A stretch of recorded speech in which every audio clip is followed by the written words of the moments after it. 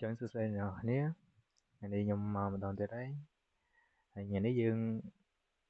និយាយអំពីការតម្លើង Active Directory អ្នកនរគ្នាខ្ញុំនឹងបញ្ចូលអ្នកនរគ្នានឹងបរិញ្ញាអ្នកនរគ្នាអំពីការតម្លើង Active Directory អញ្ចឹងមុនដំបូងយើងចូលស្គាល់ថា Active Directory ជាអីសិន Active Directory គឺជាប្រៀបធៀបទៅដូចជា folder អ្នកនរគ្នាគាត់ថាយើងអាចផ្ទុក user ផ្ទុក computer ផ្ទុកអីនៅក្នុង Active Directory បានដើម្បី store នៅលើ server អ្នកនរគ្នាអញ្ចឹងណាអញ្ចឹងវានិយាយស្ដាប់ថាវាទៅជា server មួយចុះព្រោះថាបើយើងអត់មានវាមិនជា server សំទោសអ្នកនរគ្នាវាជា folder មួយចុះព្រោះថាតែយើងទុកអីនៅក្នុង folder ដើម្បីយើងស្រួលរកអ្នកនរគ្នាយើងអាច store បានអញ្ចឹងណាអញ្ចឹងបើការពីវីដេអូមួយខ្ញុំបាននិយាយហើយអំពីពពួកអានេះហ៎ព្រោះconnect អត់តែនេះមួយទេព្រោះដោយសារតែខ្ញុំអត់ទាន់យល់ច្បាស់អញ្ចឹងអានេះខ្ញុំនិយាយត្រួសថាមាននៅពេលដែលអ្នកនរគ្នាអត់មាន virtual machine ទេអ្នកនរគ្នាត្រូវបង្កើតថ្មីតែបើអ្នកនរគ្នាមានពីមិត្តភក្តិអ្នកនរគ្នាឬក៏ពីអ្នកណាគេអ្នកនរគ្នាគាត់ចុច open នៅ virtual machine ហ្នឹងហើយអ្នកនរគ្នាបើក file ហ្នឹងដែលអ្នកនរគ្នាមានហ្នឹងទៅចឹងសារខ្ញុំអត់មានទេបើខ្ញុំអត់ខ្ញុំមានតែរបស់ខ្ញុំនេះហ្មងអញ្ចឹងខ្ញុំមិនចាំបាច់មើលតាមនេះទេអញ្ចឹងណាអញ្ចឹងឥឡូវយើងចូលមកកាន់នេះមកដើម្បីធ្វើការតម្លើង install Active Directory អូខេអញ្ចឹងយើងបើកម៉ាស៊ីនមក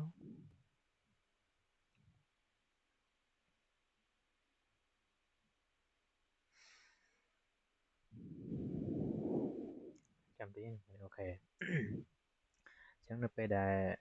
អានេះធ្លាប់បានប្រាប់ពីមុនមកអ្នកនរថានៅពេលដែលយើងចង់បើកវាយើងចង់បើកប្រើ VMware ហ្នឹងយើងត្រូវចុច control អីគេ control alt អីគេអ្នកនរគ្នាមានចាំអត់អញ្ចឹងយើងត្រូវប្រើ control alt insert អ្នកនរគ្នាបើយើងប្រើ control alt delete យើងប្រើបានដូចគ្នាប៉ុន្តែវាបិទម៉ាស៊ីនយើងក្រៅនេះអញ្ចឹងយើងអត់ចង់ឲ្យឃើញអញ្ចឹងបើយើងឃើញអញ្ចឹងទៅវាធ្វើយើងពិបាកណាគ្នាវាធ្វើយើងពិបាកក្នុងការគួយចុចទៅ cancel ទៅកន្លែងម៉ាស៊ីនយើងក្រៅហ្នឹងអានេះយើងគាត់ចុច control alt insert អូខេคลิกចុចលើ VMware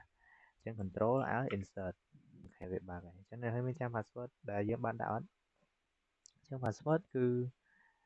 abc@123 ហើយអ្នកខ្ញុំបើកអ្នកខ្ញុំមើល abc@123 ចឹងអ្នក enter ផុងមកអូខេហើយពេលយើងចូលមកគឺវាដូចតែរដងដែលយើងធ្វើឲ្យការវីដេអូមុនអញ្ចឹងណាគ្នាអញ្ចឹងអានេះបើអ្នកគ្នាប៉ះចំដៃជិះខ្វែងអីចឹងអ្នកគ្នាមិនភ័យទេចូលនៅកន្លែង start up menu នេះមកយើងចូលចុចកន្លែងនេះ server manager អញ្ចឹងឥឡូវមុននឹងយើងតម្លើងក៏យើងចូលតាម add-on and feature នេះសិនមកអូខេអ្នកនេះគ្រាន់តែយើងចុច next តាមវាមកទុកវាជា default ទៅអានេះយើងអូខេ next ដែរខ្ញុំចូលដល់កន្លែងនេះគឺយើងត្រូវ add feature មួយដែលមានឈ្មោះថា Active Directory Domain Service អ្នកគ្នាចុចតាមហ្នឹងមកអូខេយើងចុច add feature មកអូខេអញ្ចឹងនេះត្រូវ add ឲ្យមួយនេះកុំច្រឡំ add នៅលើ add domain នេះយើងចុច next ទៀតមកអ្នកគ្នាអូខេអានេះយើងទុកវា default ចឹងមកអូខ្ញុំប្រាប់អ្នកគ្នាកន្លែងនេះមិញយើងពេលយើង install វាហើយវាមិនបានជា domain ហ្មងណាមិនមែនជា Active Directory domain ហ្មងណាអ្នកគ្នាព្រោះវាមានពាក្យ service វាក្រោយអញ្ចឹងយើងគ្រាន់តែឡើង service របស់វាទេអញ្ចឹងគ្រាន់តែយើងចុច next មកគឺច្រឡំថាទៅឡើងហើយយើង next អីតាមវាចប់អូខេខ្វែងបិទ server អូអាហ្នឹងមិនមែន Active Directory ណាអ្នកគ្នាอย่าច្រឡំអញ្ចឹងចាំពេលតទៀតខ្ញុំប្រាប់តទៀតពេលឲ្យចុច next ទៀតមកអូខេចានេះយើងចុច next អានេះយើងចុច next ទៀតមកណាអ្នកគ្នាចាំបើយើងចុច install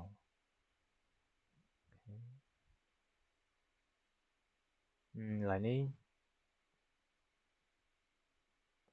បើយើងចង់ទុកឲ្យវាអញ្ចឹងក៏បានអ្នកគ្នាបើយើងចង់គ្រីក៏បានអត់អីទេហើយបើយើងចុច restart destination server អញ្ចឹងពេលណាដែល install ចប់វា restart វាមិនគេដាក់ថា if required បើវាចាំបាច់ក៏បានអ្នកគ្នាចង់ tick វាក៏បានចង់អត់ក៏បានដែរ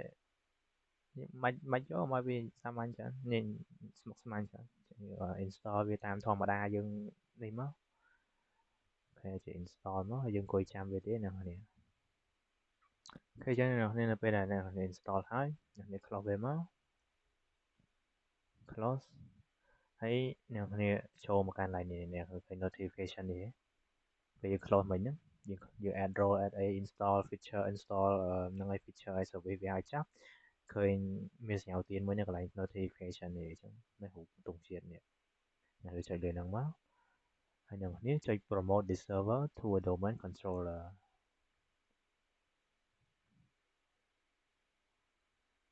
អ្នកនេះអូខេព្រោះយើងទៅ down យើងទៅ install ហើយអញ្ចឹងយើងចុចឯង promote this server to a domain controller មកចូលដល់ឡើយនេះគេឲ្យអ្នកគ្នា config អីតទៀតអីអញ្ចឹងកន្លែងនេះមួយខ្ញុំនិយាយប្រាប់ domain controller to okay add a domain controller to an existing domain យើងអត់មាន domain ណាអ្នកយើងទៅ download service ទៅប្រើពេលដំបូងខ្ញុំទៅប្រាប់អ្នកគ្នារបៀបការតម្លើង Active Directory ឡើយហ្នឹងចឹងនេះយើងអត់មាន domain ទេចឹងនេះខ្ញុំកុំយក add a new domain to an existing forest យើងអត់មាន forest ទេអ្នកគ្នាយើងមិនទាន់បានបង្កើតអីទាំងអស់និយាយស្រួលទៅគឺយើងថ្មីស្រឡាងតែម្ដងចឹងយើងគ្រាន់តែចុច add a new forest មកហើយយើងដាក់local name នេះមកដាក់សំដៅអ្នកដាក់ domain name នេះមកចឹងយើងដាក់សារតែខ្ញុំរៀនថ្នាក់ e-search ចឹងខ្ញុំដាក់ e-search មកយ៉ាសំដៅ e-search.local ចឹងក្រោយពេលអ្នកគ្នាដាក់ចឹងហើយអ្នកគ្នាគ្រាន់តែចុច next មក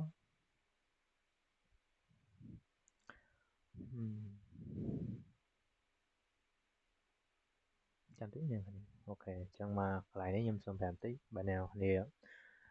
ចង់ឲ្យអ្នកដែលប្រើ Windows Server រៀងទៀបអីបើយើងមានសេរីចាស់មានអ្នក Windows Server ឧទាហរណ៍គេចង់ connect មួយអ្នកគ្នាគេចង់ join មួយអ្នកគ្នា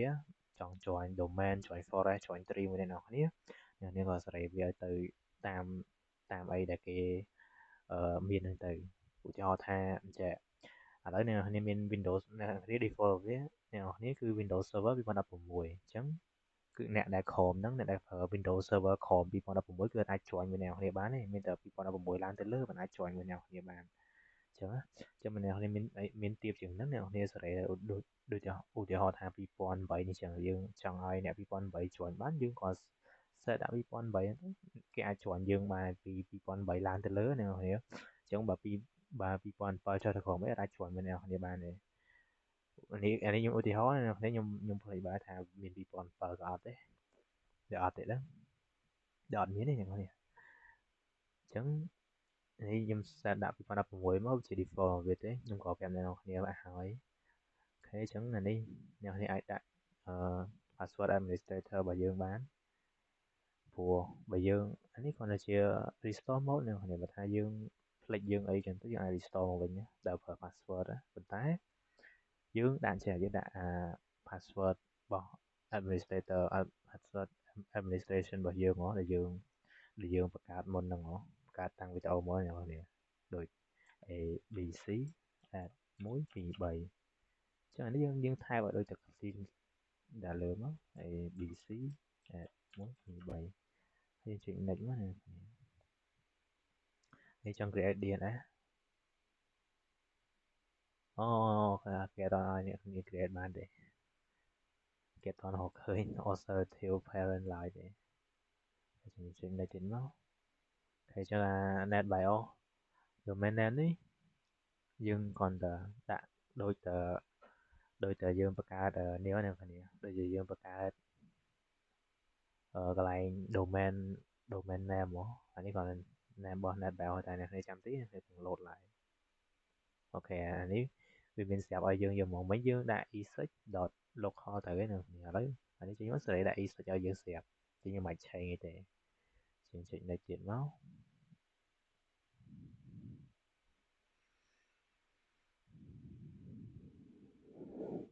សម្រាប់ទឹកមួយណា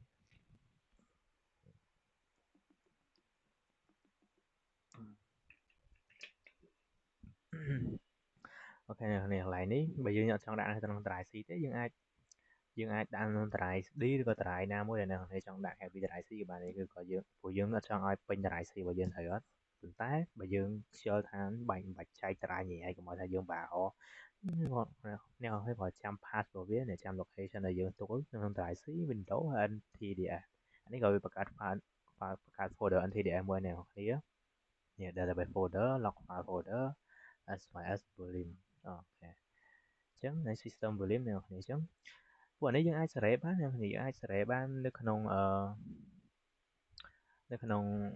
តម្លៃផ្សេងៗបានអញ្ចឹងសម្រាប់ខ្ញុំមកគឺខ្ញុំអត់ចង់ទុកក្នុង default ហ្មងទេព្រោះសារតែខ្ញុំគ្រាន់តែអត់ចង់ឲ្យវា C space របស់តម្លៃ C ខ្ញុំអញ្ចឹងខ្ញុំប្រើវាមកហើយខ្ញុំចូលតម្លៃ D អូខេខ្ញុំភ្លេចប្រាប់អ្នកនរគ្នាមួយបើថាអ្នកនរគ្នាចង់ទុកវានៅក្នុងតម្លៃ D ឬក៏តម្លៃអីផ្សេងក្រៅពីតម្លៃ C គឺដាច់ខាតត្រូវតែតម្លៃអ្នកនរគ្នាហ្នឹង file system របស់អ្នកនរគ្នាហ្នឹងគឺ NTFS បើវាជា NAT វាជា HFAT ប្រហែល HFAT 32ហ្នឹងទេអ្នកនរគ្នាអត់អាចទុកក្នុងបានទេព្រោះក្នុងនេះវា support file NTDS ហើយជាមួយ system volume នេះវា support បានតែពួក file system ណាដែល NTFS ទេអញ្ចឹង try D របស់ខ្ញុំគឺខ្ញុំ install មកគឺវាមានគឺ file system របស់ខ្ញុំគឺ NTFS នឹងស្រាប់មូលហេតុដែលវាយក default ក្នុង drive C ហ្មងព្រោះសារ drive C ហ្នឹងវាមាននេះស្រាប់អ្នកវាមានfile system របស់វាគឺ NTFS ស្រាប់នេះអ្នកអញ្ចឹងបើវា default ចូល drive C អ្នកអញ្ចឹងនេះយើងបើយើងចង់ថាយើងគិតថាក្នុង drive D របស់យើង file system របស់ drive D របស់យើងវាមិនមែនជាNTFS ទេវាជា HFAT ដូចជា FAT 32ក៏ HFAT 32អញ្ចឹងអ្នកគ្នាអញ្ចឹងយើងអាចទុកបានទេយើងទុកក្នុង drive C ហ្នឹងឯងប៉ុន្តែសម្រាប់ខ្ញុំហ្មងគឺ drive D របស់ខ្ញុំគឺ NTFS ហើយស្រាប់ហើយខ្ញុំក៏ដូរមកអូ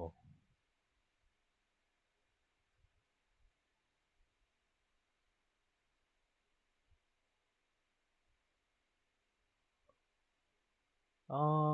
ខេខ្ញុំភ្លេចថានេះខ្ញុំកំពុងប្រើ VMware តាបើវាទុកនៅក្នុងម៉ាស៊ីន VMware យើងតាខ្ញុំភ្លេចថាខ្ញុំត្រូវចែកនេះអ្នកនរខ្ញុំចែកតារាយតាំងពីវីដេអូមុនខ្ញុំបានចែកតារាយខ្ញុំទុកតែមួយតារាយទុកតែមួយតារាយ C អ្នកនរអធ្យាស្រ័យអ្នកនរខ្ញុំច្រឡំវាមិនមែន C alpha ក្នុងនេះយើងមិនមែន C alpha កុំព្យូទ័រយើងទេវា C alpha នៅក្នុងអឺជានេះតានៅក្នុងតារាយអូខេនៅក្នុង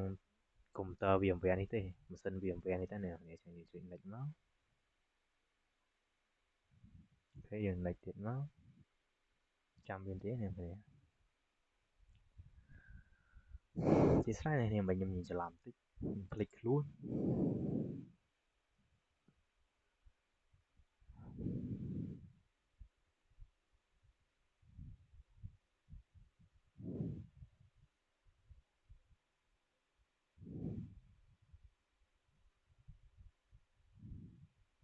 អូខេអ្នកនរនេះ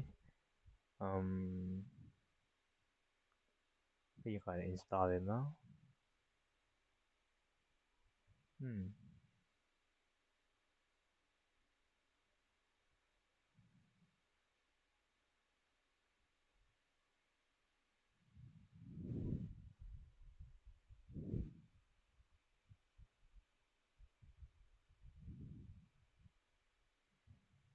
យ៉ាមាននឹងលេងចាស់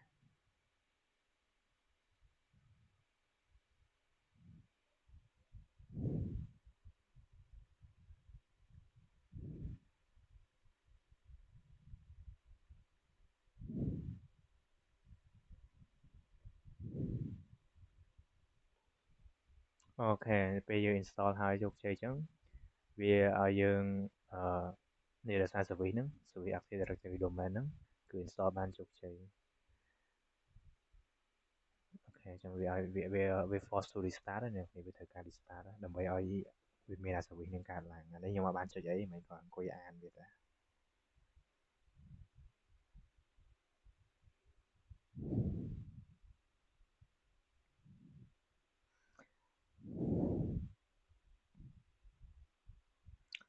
ខ្ញុំមិនដឹងទេអ្នកនរមិញកន្លែងដែលខ្ញុំនិយាយថា VC VC យើងចង់ទុកវានៅ try C ក៏បាន try D ក៏បានហ្នឹងអាហ្នឹងលុះត្រាតែអ្នកនរគ្នាបែងចែក try នៅក្នុង វាបំពានហ្នឹងទេ VC try ក្នុងវាបំពានទេខ្ញុំច្រឡំអ្នកនរគ្នាមិនអធ្យាស្រ័យផង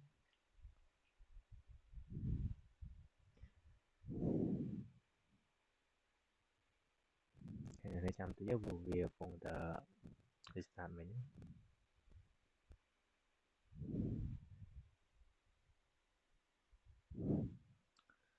ជាស្អីអ្នកនរគ្នាខ្ញុំនិយាយត្រង់ខ្ញុំជួយចាត់ការបញ្យល់អ្នកនរគ្នាតែពេលខ្លះអីខ្ញុំរៀងភាំងបន្តិចអីហ្នឹងទៅខ្ញុំ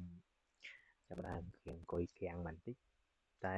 បើអ្នកនរគ្នាមានចម្ងល់អីអ្នកនរគ្នាអាចសួរខ្ញុំបានអត់អីទេខ្ញុំនឹងព្យាយាមឆ្លើយតាមតែអីដែលខ្ញុំយល់បានអ្នកនរគ្នា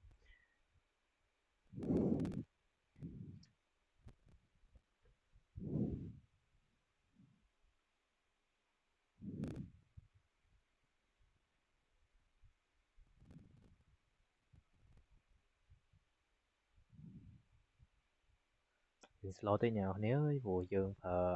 RAM 4G ឯកាមចាំយើងប្រើ RAM 4G ព្រោះខ្ញុំប្រើកុំព្យូទ័រ 16G អ្នកនរគ្នាបើខ្ញុំប្រើ RAM 8G វាស៊ី RAM កុំព្យូទ័រខ្ញុំក្រៅនេះស៊ី RAM ម៉ាស៊ីនក្រៅរបស់ខ្ញុំ actual machine របស់ខ្ញុំមក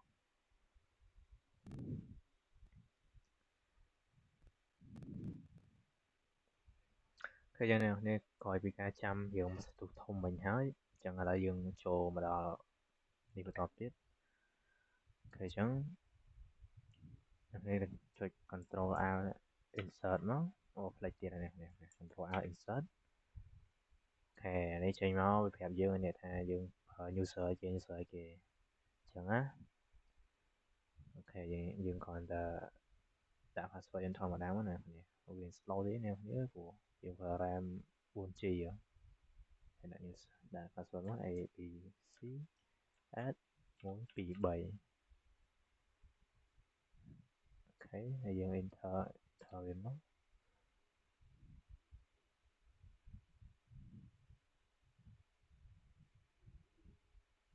ខ្ញុំមិន slow ខ្លាំងមែនមុនហ្នឹងអត់សូវ slow បានផងអូខេអញ្ចឹង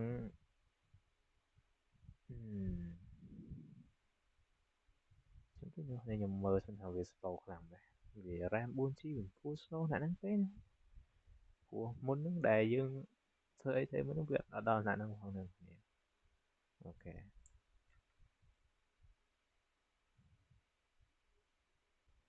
ខាងនៅគ្នាមិញដោយសារតែវា lag ពេកយើងអូសម៉ៅអូសអីវាតាក់កធាក់ពេកចឹងទៅខ្ញុំ record ម្ដងទៀតអូខេឥឡូវយើងនេះហើយចប់ហើយគ្រាន់តែចូលឆែកមើលហ្នឹងគ្នាយើងបានតារាង service យើងបាន promote អីហើយអស់ហើយអញ្ចឹងណាបើយើងចូលឆែកមើលថាយើងបានតារាងអីហើយអត់នេះអូខេអ្នកគ្នាមើលឃើញនេះ the Active Directory Administrator Center Domain and Trust Active Directory Module for Windows អីហ្នឹងអ្នកគ្នាអញ្ចឹងអានេះយើងតារាងហើយអស់ណា service អ្នកនេះអាចចង់ add user add អី add តាមនេះមកចូលក្នុងនេះមកអូខេអ្នកគ្នាចូលក្នុងនេះមកអ្នកគ្នាចូលមកដល់ user ដែលមានម៉ាន user អូខេអ្នកនេះចង់ add user ថ្មីក៏បានដែរគាត់អ្នកគ្នា right click មកនៅលើវាយើងចុចពាក្យថា new ហើយរកមើលពាក្យថា user ទៅអញ្ចឹងអត់មួយណាក៏បានចង់ add ជា group ចង់ add ជា printer ចង់ជា computer contact interop person អូខេ